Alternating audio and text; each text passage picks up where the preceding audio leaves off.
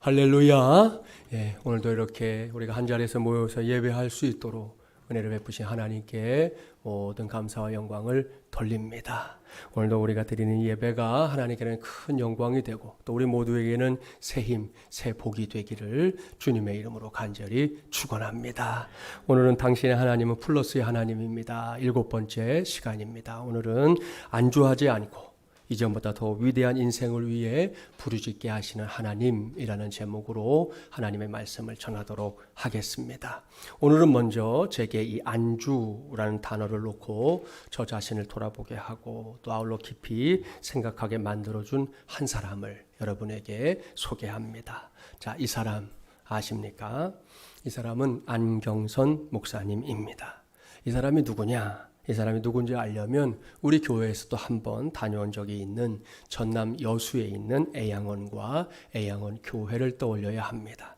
그곳은 한국 교회에서 사랑의 원자탄이라는 별명으로 잘 알려져 있는 고 손양원 목사님의 마지막 사역지입니다. 손 목사님의 가정에서 일어났던 가장 큰 불행 뭔지 아시죠? 1948년 10월에 여순 반란 사건이 일어났을 때 금쪽 같은 두 아들이 공산 학도들에 의해서 처형당한 일입니다. 그 사건의 선봉장이었던 사람이 안재선이라는 사람인데요. 목사님은 아들들을 죽인 이 원수 안재선을 용서합니다. 폭도들을 진압하러 내려온 사령관을 찾아가서 무릎을 꿇고 애원합니다. 안재선이를 제가 아들 삼고자 하니 그를 풀어주십시오. 저의 두 아들을 죽인 사람이긴 하지만 내가 그를 용서하고 나의 아들로 삼으려고 합니다. 무릎을 꿇고 애원합니다. 결국 사령관이 감동을 받게 되고요. 안재선이를 이제 풀어주게 돼서 결국 손 목사님의 양아들로 이제 삼게 됩니다.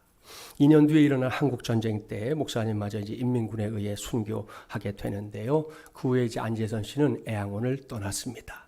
이 일이 이렇게 끝나는가 했는데요. 1979년에 안재선 씨가 세상을 떠납니다. 그 장례식의 상주가 당시 고등학교 3학년이었던 앞서 사진으로 만나본 안경선이었는데요. 그때 안경선은 손 목사님의 유복자였던 손동길 목사님이 장례식장에 찾아와서 건네준 책 사랑의 원자탄이라는 그 책을 통해서 자신의 아버지가 어떤 사람이었는지를 그때서야 비로소 알게 됩니다. 그 일은 이 아들에게도 너무나 큰 충격이었는데요. 놀랍게도 이제 아버지가 죽기 전에 자신에게 목회자가 되라 유언을 했다는 겁니다. 그 유언에 따라 안경선 씨는 목사가 됐고요. 지난 2010년에 처음으로 이제 애양원에 걸음을 하게 됩니다. 그때 그가 들은 하나님의 음성이 있었습니다. 여호와의 이름으로 내 백성을 위로하라. 손양원 목사의 이름으로 내 백성을 위로하리라. 그 후 하나님의 선물이 이어졌습니다. 지난 2015년에 손 목사님의 생가 복원이 이루어졌고요. 2016년에 안경선 목사님을 초대 관장으로 보내주셨습니다. 그때부터 이제 아프리카 부룬디에 있는 이 한센인들을 찾아가서 1년에 2차례씩 선교하면서 나도 할아버지처럼 한센인 선교를 하고 있구나 이렇게 생각하면서 나름 만족하며 살았다는 거예요. 그런데 어느 날 예수님의 강력한 도전이 있었습니다. 손 목사가 부르는 찬송가 너도 똑같이 부르고 손 목사가 읽었던 성경 너도 똑같이 읽고 있는데 너의 삶이 손 목사와 같으냐? 이 음성을 들은 날 안경선 목사님 정말 펑펑 울었다는 겁니다. 그리고 더는 가만히 있을 수 없었다는 거예요. 너무 늦은 나이지만 너무 늦게 순종했지만 하나님이 받으신다면 지금이라도 순종하는 마음으로 한센인들의 곁을 찾아가겠다 결단하게 되었습니다. 이런 과정을 거쳐 지난달이에요. 10월 25일에 애양원 교회에서 파송 예배가 드려졌습니다. 그 자리에서 안 목사님, 제가 이 사랑을 감당할 수 없지만 손 목사님이 자신은 죽고 애양원 가족들을 향한 사랑으로 일평생을 함께 했듯 저도 그 사랑에 부끄럽지 않도록 아름다운 열매 맺을 수 있도록 남은 삶을 살겠습니다. 베풀어 주신 사랑 영원히 잊지 않겠습니다. 눈물을 흘리며 이렇게 고백하고 다짐했습니다. 이러한 안 목사님의 고백과 그의 삶, 저에게 많은 걸 생각하게 했습니다. 무엇보다 딴에는 뭔가 하겠다고 막 분주하게 뛰어다니고 있지만 조금이라도 더 목사 노릇 잘해보겠다고 달려가고 있지만 혹여라도 저 자신이 어딘가에 안주하고 있는 건 아닌가, 이런 생각을 하면서 스스로를 돌아보게 되었습니다. 우리가 사는 세상에 사람들이 많지요. 세상을 나누는 방법도 많습니다. 대표적인 것이 언어를 통해 나눈다든지 피부색을 통해 나누는 거 아닙니까? 오늘은 조금 다른 관점에서 나눠보려고 하는데요. 그것은 안정지향적인 사람과 모험지향적인 사람으로 나누는 겁니다. 그래서 안정지향적이라는 말의 의미 잘 아시죠? 무리하지 않겠다는 거예요. 가능하면 쉽게 복잡하지 않게 살겠다 하는 생각으로 꽉 차 있는 삶이죠. 반면에 모험지향적이라는 것은 다분히 활동적이고 변수가 많은 삶을 선택하는 겁니다. 세상에서 흔히 말하는 무리수라고 말하는 것까지도 기꺼이 즐겨보겠다, 이런 각오가 엿보이는 삶이지요. 이렇게 크게 두 부류로 사람들을 나눠놓고 저와 여러분의 주변을 한번 이렇게 살펴보세요. 과연 어떤 부류의 사람들이 더 많을까요?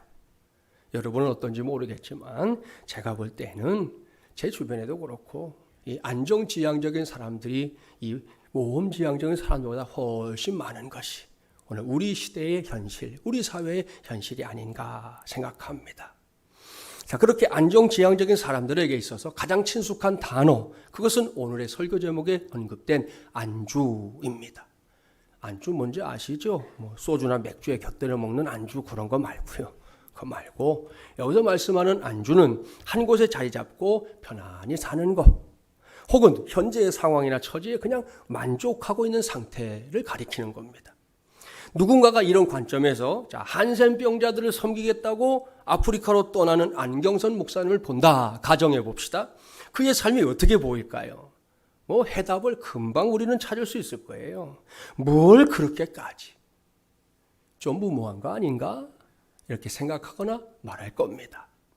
스스로도 고백하듯 나이도 있고 또 지금 하고 있는 사역이 없는 것도 아니고 그것도 만만하지 않은데 잠잠코 하던 일이나 계속 할 것이지 이제 와서 뭘 새롭게 한다고 저러나, 이렇게 생각할 겁니다. 심지어는 뭘 그렇게 세상 만사 모든 짐 혼자서 다 짊어지고 사는 것처럼 그렇게 살려고 하냐, 비아냥거릴지도 모를 일입니다. 그렇다면 이제 그건 예수 안 믿는 사람들 얘기고, 안경선 목사님과 똑같은 믿음 가지고 하나님을 나의 아버지로, 예수님을 나의 구세주로 믿고 섬기는 우리에게 안 목사님은 어떻게 보이고 있습니까? 이 질문에 대한 여러분의 생각과 답은 서둘러 결정하지 마세요. 오늘 말씀을 나누는 과정을 통해서 정리해 보기 바랍니다. 저는 이런 질문을 여러분에게 던지고 나서 오늘의 본문 속으로 들어가 보도록 하겠습니다. 오늘 우리에게 주신 말씀 마가복음 5장입니다. 마가복음 5장에는 세 가지 사건이 쭉 나열되어 있어요. 제일 첫 번째는 평생 동안 귀신 들려서 고통당하던 한 거라사인의 사건. 두 번째는 우리가 잘 아는 야이로가 자기의 딸을 살리기 위해서 예수님께 와서 간청하고 예수님이 그 딸을 살려주신 사건. 세 번째가 오늘 우리에게 주신 본문입니다. 자, 그 세 번째 사건 속으로 들어가 볼까요? 본문 25절 함께 봉독합니다. 12해를 혈루증으로 알아온 한 여자가 있어. 사랑하는 마주물예랑 가족 여러분, 오늘 저와 여러분이 관심을 집중해서 살펴봐야 할 사람이 여기에 등장하고 있습니다. 그 사람은 한 여인이에요. 이 여인에 대해 우리가 이 시간에 알 수 있는 가장 중요한 사실, 그것은 그녀가 무려 12년 동안 혈루증이라는 질병으로 고통당하고 있었다는 사실입니다.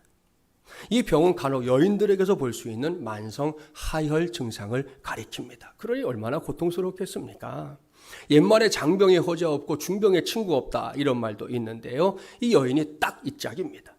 본문 26절 말씀을 볼까요? 이 여인의 처참한 상황, 참담한 상황이 여과 없이 보고됩니다. 함께 봉독합니다. 많은 의사에게 많은 괴로움을 받았고 가진 것도 다 허비하였으되 아무 효험이 없고 도리어 더 중하여졌던 차에. 오늘은 이 말씀을 깊이 생각하며 말씀에 귀를 기울여야 합니다. 그 과정에서 우리는 이 말씀에 기록된 이 여인이 범상치 않은 사람이었다는 걸 발견해야 합니다. 보십시오. 이미 말씀드린 대로 이 여인이 병들어 고생했던 세월이 무려 12년입니다. 결코 짧은 세월 아니에요.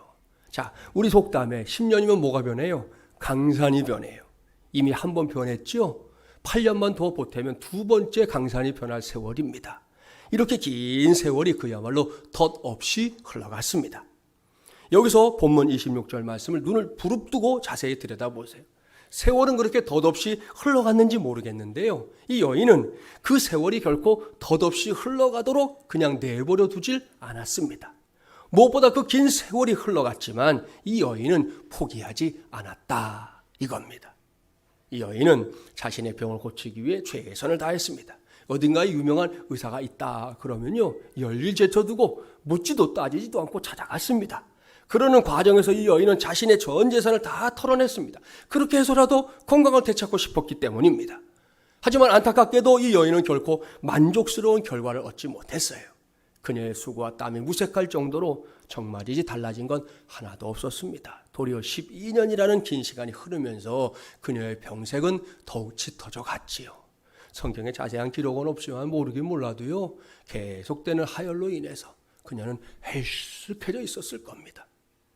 바로 그때입니다. 이 여인은 어느 날부터인가 자신의 마음을 뒤흔드는 소문에 귀를 기울이게 됐습니다. 갈릴리 나사렛 출신의 예수라는 사람이 세상에 나타났다는 소문입니다. 그분이 가는 곳마다 기적이 일어난다는 이거예요. 이 소식을 들을 때마다 혈루증 여인 가슴이 쿵쾅거렸습니다. 그렇게 언제부턴가 이 여인은 예수님을 만나기를 학수고대하는 그런 사람이 되어버렸습니다. 그러던 어느 날 자신이 사는 마을에 그 예수님께서 들어오셨다는 꿈같은 소식이 들렸습니다. 이 여인은 마음을 단단히 먹고 거리로 뛰어나갔습니다. 하지만 거리가 이미 정말 장난이 아니었어요. 너무나 큰 무리가 예수님을 겹겹이 에워싸고 있었기 때문입니다. 이 상황에서는 예수님께 이렇게 말 한마디 건네는 것도 불가능해 보였어요. 이때를 기억해야 합니다. 이렇듯 더 이상 어찌할 수 없는 상황에서 이 여인이 가지게 된 지극히 소박한 믿음이 있습니다. 그 믿음이 뭔지 볼까요? 본문 27절 28절 교독합니다. 27절 제가 읽을게요. 예수의 소문을 듣고 무리 가운데 끼어 뒤로 와서 그의 옷에 손을 대니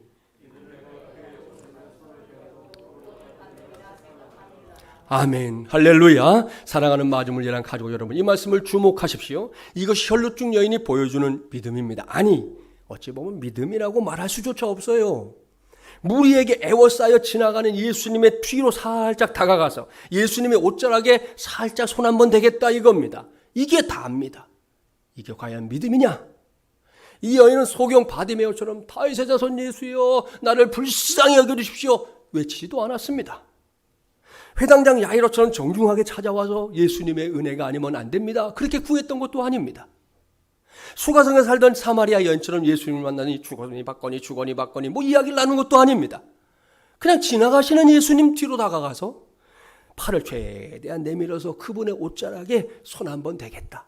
이게 전부예요. 정말이지 보잘 것 없습니다. 그런데요, 결과를 보십시오. 본문 29절 함께 봉독합니다. 이에 그의 혈루 근원이 곧 마름에 병이 나은 줄을 몸에 깨달으니라. 아멘, 할렐루야. 이미 말씀드렸지만 우리가 볼 때 그다지 대단한 것 같지 않은 믿음이에요. 아니 정말이지 믿음이라고 말할 게 없습니다. 그런 단어를 붙이기에는 나쁘끄러운 일입니다. 그런데도 지금 이 여인이 놀라운 은혜를 체험하고 있습니다. 이 여인은 12년이라는 긴 세월 동안 자신을 괴롭혀왔던 혈루증으로부터 고침받는 기적을, 그 놀라운 은혜를 체험하고 있습니다. 여기서 우리는 진지하게 그리고 깊이 생각해 봐야 합니다. 그 과정에서 이 여인이 이렇게 놀라운 은혜를 체험할 수 있었던 궁극적인 이유는 무엇이었는가 질문해야 합니다. 그리고 이어지는 말씀에서 그 해답을 꼭 찾아내야 합니다. 본문 30절부터 32절 다시 한번 교독해 볼게요. 30절 제가 읽습니다. 예수께서 그 능력이 자기에게서 나간 줄을 곧 스스로 아시고 무리 가운데서 돌이켜 말씀하시되 누가 내 옷에 손을 대었느냐 하시니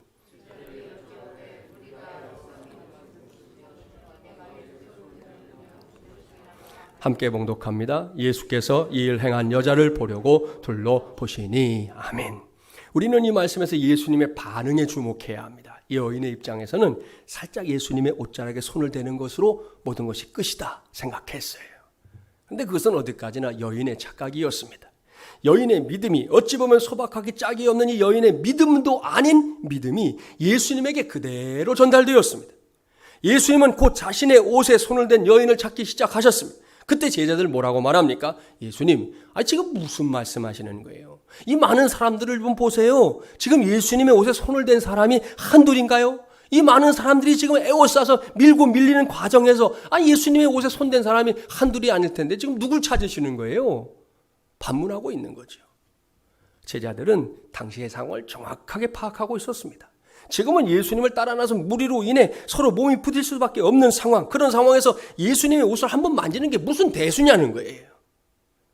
그때 예수님은 제자들의 지극히 합리적인 의견에도 불구하고 걸음을 멈췄습니다. 사방을 살폈습니다. 분명히 있다는 거예요. 틀림없이 있다는 거예요. 그저 그렇게 자신의 옷을 만진 게 아니라 확실한 믿음으로 자신의 옷을 만진 사람이 있다는 거예요. 사방을 두리번거리던 예수님 결국 찾아냈습니다. 예수님의 뒤에서 자신의 몸에 일어난 치유의 사건을 보면서 놀라움과 두려운 마음으로 땅바닥에 망연자실하여 앉아있는 한 여인이 예수님의 눈에 쑥 들어왔습니다. 그때 여인의 표정이 어땠을까요? 신난다, 뛸 듯이 기뻐했을까요? 아닙니다. 요즘 아이들이 흔히 하는 말로 멍 때리는 표정이었을 거예요. 이 여인은 곧 예수님 앞으로 나왔습니다. 무릎을 꿇었습니다. 자신의 몸에 일어난 이 변화에 대해서 예수님께 또 주변 사람들에게 적극적으로 설명했습니다. 그 순간 예수님의 얼굴에 환한 미소가 번집니다. 그리고 말씀하십니다. 딸아, 내 믿음이 너를 구원하였으니 평안히 가라. 내 병에서 놓여 건강할지어다. 할렐루야. 여러분, 여기서 주님께서 말씀하시는 내 믿음 무엇입니까? 오늘 저는 그 믿음을 7번째 플러스의 역사가 일어나는 통로로 여러분에게 소개하는 바입니다. 여기서 말씀의 제목 다시 떠올려 주십시오. 안주하지 않고 이전보다도 위대한 인생을 위해 부르짖게 하시는 하나님, 바로 이 제목 말입니다. 이것이 오늘 주신 말씀 속에서 제가 발견한 또 하나의 플러스의 역사입니다.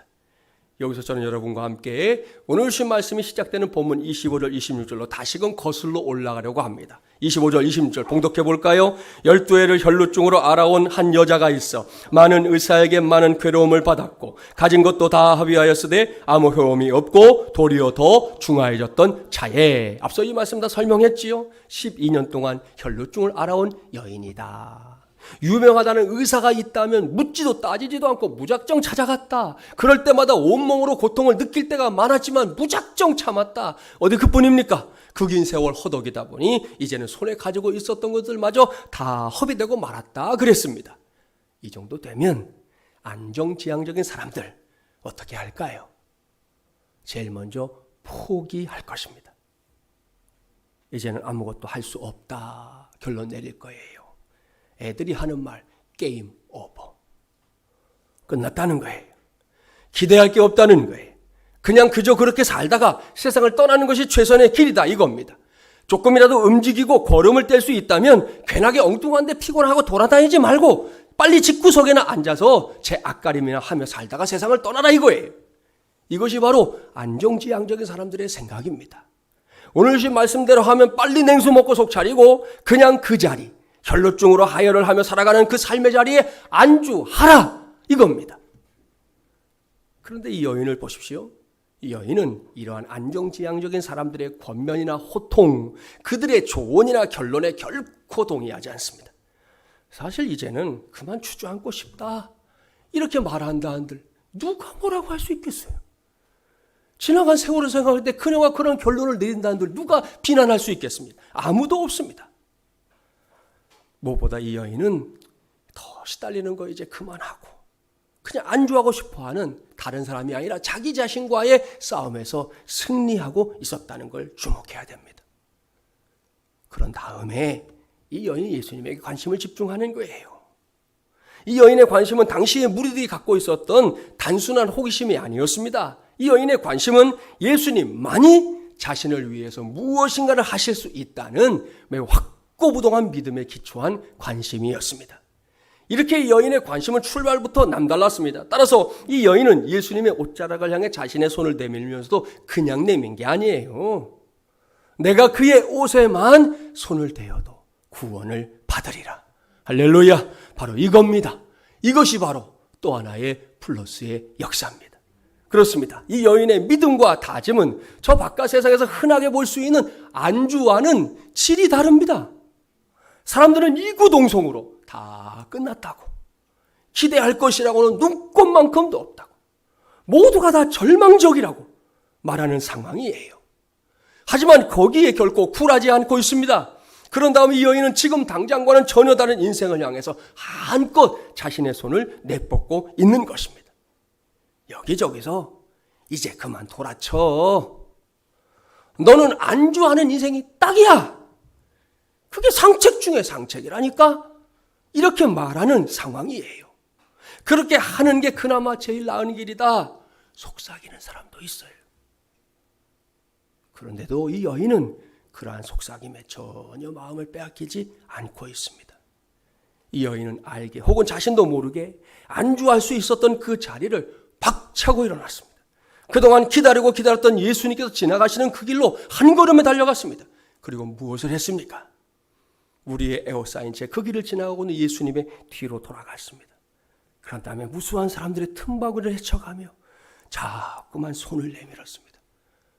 여러분, 성경을 읽을 때 그런 생각 들죠? 아, 이 여인은 단박에 예수님께 딱 닿았겠구나. 과연 그랬을까요? 아니에요, 여러분. 그랬으면 고민할 게 없잖아요.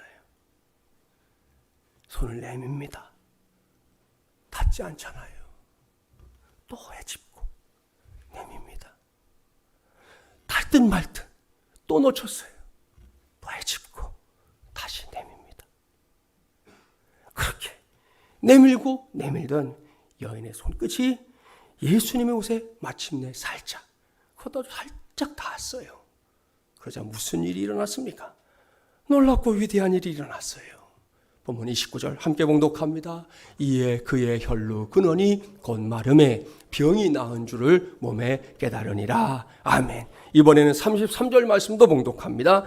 여자가 자기에게 이루어진 일을 알고 두려워하여 떨며 와서 그 앞에 엎드려 모든 사실을 여쭈니. 아멘. 할렐루야. 사랑하는 마중물리한 가족 여러분, 이 말씀을 자세히 보십시오. 이 여인의 인생이 완전히 바뀌고 있습니다. 무려 12년 동안이나 지긋지긋하게 이 여인을 괴롭혔던 혈루증이 순식간에 사라졌어요. 많은 사람들이 그냥 그 자리에 눌러앉는 안주를 선택하라고 했던 그 골치 아픈 혈루증, 온데간데 없이 사라진 겁니다. 그리고는 이 여인에게 이전과는 분명히 다른 위대한 인생을 선물로 안겨주고 있습니다. 놀랍지 않습니까? 이것이 바로 오늘 우리 모두가 확실하게 배워야 할 7번째 플러스의 역사입니다. 안주하지 않고 이전보다 더 위대한 인생을 위해 부르짖게 하시는 하나님, 바로 이것 말입니다. 그렇습니다. 여기서 우리는 이 땅 위에 있는 모든 인생, 우리만이 아니에요. 모든 인생들을 향해 너희는 기도하라, 이렇게 말씀하시는 분이 누구인지 분명하게 알아야 합니다. 여러분, 목사입니까? 아니에요. 교회입니까? 아닙니다. 데살로니가전서 3장 16절부터 18절까지의 말씀에 그 해답이 있어요. 여러분 잘 아는 말씀이고, 오늘 또 공교롭게 찬양대가 찬양까지 해버렸어요. 그렇죠? 우리 안 짰어요? 집사님 안 짰죠? 우리 안 짰어요? 찬양도 했잖아요. 자, 자막에 나오는 말씀 함께 봉독해 볼까요? 항상 기뻐하라, 쉬지 말고 기도하라, 범사에 감사하라, 이것이 그리스도 예수 안에서 너희를 향한 하나님의 뜻이니라. 아멘. 할렐루야. 찬양하는 데 깜짝 놀랐잖아요. 제가 이 찬양이었어? 여러분 지금 읽은 건 우리말 성경 번역이에요. 근데 헬라어 성경으로 보면 조금 달라요. 헬라어 성경으로 읽는 제대로 된 성경 읽기는 이겁니다. 항상 기뻐하라, 이것이 그리스도 예수 안에서 너희를 향한 하나님의 뜻이니라. 쉬지 말고 기도하라, 이것이 그리스도 예수 안에서 너희를 향한 하나님의 뜻이니라. 범사에 감사하라, 이것이 그리스도 예수 안에서 너희를 향한 하나님의 뜻이니라. 이렇게 되어 있어요. 무슨 말씀인지 아시겠죠? 성경 우리가 갖고 다니면서 읽기도 하는데, 성경에서 하나님의 뜻이다 이렇게 명시적으로 된 말씀이 이 두꺼운 책이 그렇게 많지 않아요, 여러분. 우리가 전후 문맥을 통해서 성경이 가르쳐주는 가르침을 토대로 이게 하나님의 뜻이구나, 저게 하나님의 뜻이구나 깨닫는 것이지, 이것이다 이렇게 말하는 말씀이 많지 않거든요. 근데 이 말씀은 명시적으로 말합니다. 빼고 보탤 게 없어요. 하나님의 뜻이 세 가지다 그랬잖아요. 그렇죠? 항상 기뻐하라, 쉬지 말고 기도하라, 범사에 감사하라, 이건 하나님의 뜻이다 그랬습니다. 자, 그렇다면 두 번째 자리 잡고 있는 쉬지 말고 기도하라, 이 말씀이 누구의 말씀인지 알 수 있으시지요? 사도 바울입니까? 아니에요. 이 말씀을 하신 분은 하나님이십니다. 전능하신 하나님, 창조주 하나님, 위대하신 하나님, 오늘도 기꺼이 우리 모두의 아버지가 되는 걸 가장 좋아하시는 하나님께서 이 땅의 모든 인생들을 향하여 말씀하시는 거예요. 너희는 쉬지 말고 기도하라. 그렇다면 왜 하나님께서 이렇게 기도하라고 그것도 좀 대충 얘기해 주시면 참 좋겠는데 쉬지 말고 기도하라고 이렇게까지 말씀하고 있는 걸까요? 지난 주간도 2020 다니엘 기도회가 열렸다고 우리 광고도 했고 또 기도도 해주셨는데 지난 주간에도 더욱 뜨거운 간증들이 이어졌습니다. 그 중에서 지난 12일 목요일 저녁에는 김예랑 성도가 간증을 했어요. 처음에 포스터를 보고는 좀 되게 어린 얼굴이었는데 이 사람 옷에 좀 낯이 있다 이렇게만 생각했고 누군지 잘 몰랐어요. 그리고 이제 시간이 되길 기다렸는데 소개를 받고 보니까 이제 이 사람이 배우더라고요. KBS 공채 탤런트로 이제 입사해서 처음에 이제 작품을 몇 개 이렇게 좀 찍었는데 그 감독된 분이 일찌감치 자기 부인으로 데려가 버렸어요. 그래가지고 이 사람이 이렇게 이름이 알려지거나 얼굴이 알려질 기회가 별로 없었던 거더라고요. 아무튼 이날 이 성도의 간증을 들으면서 많은 사람들이 함께 눈물을 많이 흘렸습니다. 오프라인으로 기도에 참석하셨던 분들이 있었는데 권사님 한 분은 예배 마치고 또 나왔어요. 그래서 인사를 하는데 뭐가 이 눈 밑에 허연 게 독지독지 붙어 있는 거예요. 뭔가 했더니 이게 휴지더라고. 난 저게 화장인가 그랬다가 화장이 아니고 휴지로 이게 그냥 눈물 닦으셔갖고 잔재가 남아 있었어요. 그런 날이었는데 둘째 딸인 여원이라는 친구가 잘 자라다가 아직 어린데 잘 자라다가 갑작스럽게 간질병이 시작되면서부터 최근 몇 달 안 됐더라고요. 고침을 받기까지. 그 속에서 하나님의 행하신 일들을 아주 차분하게 때로는 눈물을 글썽이며 그렇게 간증했는데요. 그 간증을 위해 준비했던 그날의 제목이 뭐냐? 진짜 기적은 무엇일까요? 이것이었어요. 자, 분명히 이 사람이 자기 간증에 이런 제목을 붙일 때는 의미가 있을 거잖아요. 무슨 생각으로 이런 제목을 했을까? 저는 그 아이 일도 몰랐어요. 이게 뭐 방송도 나온 데도 있다는데 뭐 유튜브 이런 거 제가 못 봐가지고 아무튼 이 기적이 뭘까 이런 생각으로 이제 기다렸는데 김혜랑 성도가 고백하는 진짜 기적. 이 아이가요 심할 때는 하루에 70번에서 80번을 경기하고 간질 증상을 보였다고 그러니까 기가 막힙니다, 여러분. 24시간 중에 70번, 80번이면 도대체 어떻게 되는 거예요? 멀쩡하던 애가 쓰러지고 거품 물고 넘어지다 부딪히고 의식이 없어지고 뭐 병원에서도 뭐 수시로 약을 주사를 맞아도 나아지질 않고 하여튼 이 일이 뭐 너무 어렵게 돌아가는 거 아니겠어요? 자, 그랬던 아이가 간질병에서 고침받은 거 이게 진짜 기적이 아니라는 거예요.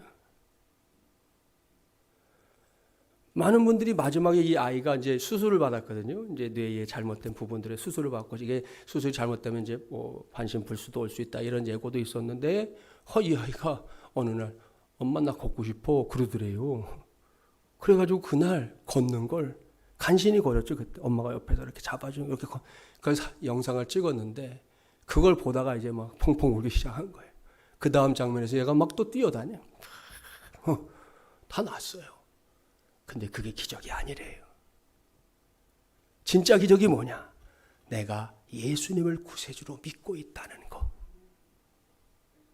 그게 진짜 기적이라는 거예요. 이 점에 있어서는 저도 동일한 고백을 갖고 있다는 거 아실 거예요. 제가 간혹 찬송가를 통해서 여러분에게 고백했던 적이 있는데요.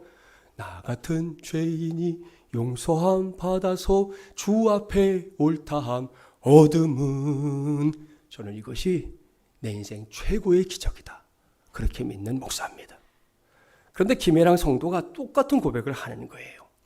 김혜랑 성도의 고백 중에 자신의 기도에 응답해 주지 않은 예수님, 이 모태신앙이어가지고 늘 그냥 교회에서 이렇게 자라고 신앙에 자랐으니까 당연했던 건데 열심히 기도할 때마다 응답 주실까 확신도 했는데 응답이 안 되고 자기가 보는 그 자리에서 기도하는 시간이었는데 이제 나아질 거라고 믿고 기도하는데 그 자리에서 아이가 다시 또 간질로 쓰러지니까요. 본인이 그렇게 표현하다. 자기 인생에서 처음이자 마지막으로 예수님을 무섭게 노려보면서 쓰러졌던 아이를 추스러 세우면서 그랬다는 거예요. 하나님은 죽었어. 여원아 가자. 그러고 성전을 나섰다는 거예요. 그런데 그 다음날 자기가 다시 그 성전으로 가고 있더라는 거예요. 그리고 그곳에서 하나님께서 긍휼히 여겨주시고 우리 영혼이를 하나님의 딸로 삼아주시고 고쳐주시기를 구하고 있는 자신을 봤다는 거예요. 그게 기적이다 그랬습니다. 저는 그 고백을 들으면서 오늘 전하는 말씀과 자연스럽게 연결이 됐어요. 그녀의 고백처럼, 그리고 제가 이미 말씀드린 것처럼 저도 여러분, 이렇게 못나고 부족한 죄인들이 용서함을 받고 예수님을 구세주로 믿게 된 거 분명히 기적입니다. 우리 인생 최고의 기적입니다. 맞습니다. 그런데 그 기적에 이어지는 또 하나의 기적이 있습니다. 그것은 내가 하나님께 기도할 수 있다는 것.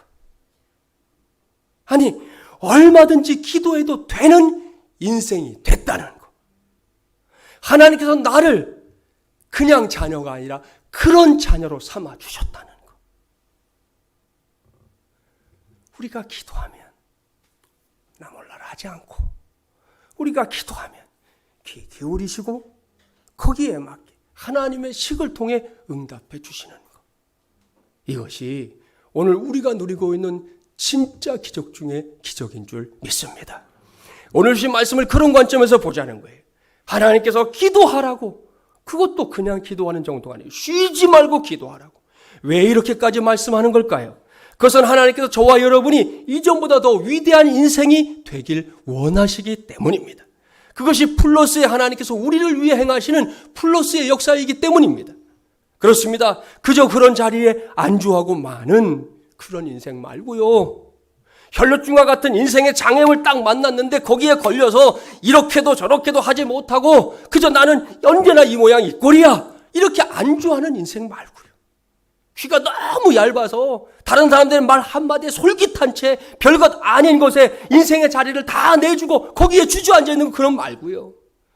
그렇지 않아도 힘들어 죽게 있는데 코로나19까지 겹쳐서 내 인생 이게 뭐야, 이렇게 생각하는 그런 인생 말고요. 하나님은 얼마든지 그렇게 안주하고 말 인생들을 향해 오늘도 이 시간에도 강력하게 기도하라고 명령하고 있습니다. 왜요? 그렇게 해야만 저도 여러분도 이전보다 더 위대한 인생의 자리에 들어갈 수 있기 때문입니다. 사랑하는 마주물리랑 가족 여러분, 그렇기 때문에 우리는 기도해야 합니다. 목사인 저부터 기도해야지요. 성도인 여러분도 기도해야 합니다. 기도를 통해 자꾸만 안주하려고 하는 나의 삶의 자리, 그 어떤 자리에서 벗어나야 합니다. 거기에 앉아 있어서 세월은 죽일 수 있겠지만 거기에 앉아 있어서 열매는 없다는 거예요. 그렇기 때문에 그 자리를 벗어나기 위해서 기도해야 됩니다. 그렇게 하다 보면 장담합니다. 안경선 목사님이 왜 저렇게 살려고 하는지를 알게 될 겁니다. 혈루증 여인이 왜 그렇게 예수님의 주변에 가서 서성였는지 알게 될 겁니다. 안정적인 삶이 결코 믿음으로 사는 삶이 아니라는 것도 알게 될 겁니다. 그러니 여러분, 우리 기도합시다. 예년 같으면 우리 모두가 기도에 더욱 힘쓰고 힘쓸 계절 아닙니까? 그런 시기예요. 그런데 뜬금없이 등장한 코로나19는 우리의 삶의 많은 부분들을 흔들어 놓았지만 특별히 또 우리의 기도 생활을 가로막고 있는 게 현실이에요. 여러분, 그래도 기도해야 합니다. 정신 바짝 차리고 기도합시다. 그래야 할 때 저도 여러분도 이전보다 더 위대한 인생 살게 될 줄 믿습니다. 하나님께서 보태고 빼는 거 없어요. 분명한 어조로 말씀합니다. 쉬지 말고 기도하라. 이것이 그리스도 예수 안에서 너희를 향하신 하나님의 뜻이니라. 이 명령에 순종하여 기도합시다. 그러려면 먼저 어딘가에 안주하고 싶어하는 그 손짓에, 그 속삭임에 넘어가지 말아야 합니다. 주일도 그렇잖아요. 한 주간 동안 열심히 산 사람은 더더군다나 주일 아침에 눈 뜨는 게 힘들 수 있잖아요. 그 속삭임에 준짜질 수도 있고 에이 박차고 일어날 수도 있는데 결국 우리의 선택이잖아요. 지금 우리 가운데 계속해서 안주를 원하는 속삭임들이 얼마나 많은지, 혈루증 여인처럼 주님의 옷자락을 향해 다시금 손을 내밀고 기도해야 되는데 그것을 막는 일들이 얼마나 많은지 우리 뿌리쳐내고요, 박차고 일어나서 우리 이 여인처럼 주님을 향해 손을 내밉시다. 아직 안 닿았습니까? 또 내미는 거예요. 안 닿았습니까? 포기하고 뒤로 물러나는 게 아니에요. 사람들을 비집고